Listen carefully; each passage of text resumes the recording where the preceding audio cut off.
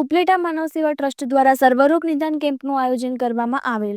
રાજકોટ જિલ્લાના ઉપલેટામાં માનવ સેવા ટ્રસ્ટ અને રણછોડદાસ આશ્રમ દ્વારા સર્વરોગ નિદાન કેમ્પનું આયોજન કરવામાં આવેલ હતું, જેમાં રણછોડદાસ આશ્રમ અને ડોક્ટર દ્વારા કુલ 260 દર્દીઓને તપાસવામાં આવ્યા હતા, જેમાંથી 43 દર્દીઓના ઓપરેશન માટે રાજકોટ મોકલવામાં આવ્યા હતા.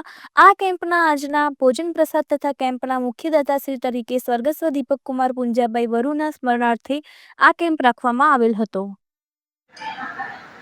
આજના આ સર્વરોગ નિદાન કેમ્પના આયોજન માનવ સેવા ટ્રસ્ટ આયોજિત છે.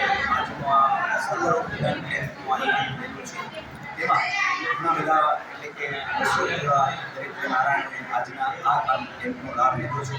અને કુદરતે આજના આ કેમ્પના કુલ નહીં તો કુલની 500 ને મને કાંઈ જે પણ કુદરતે આપેલું છે એમાંથી એક દાતા બનવાનો મોકો જે માનવ સેવા ટ્રસ્ટે આપેલો છે, આ તકે હું માનવ સેવા ટ્રસ્ટનો પણ આભારી છું.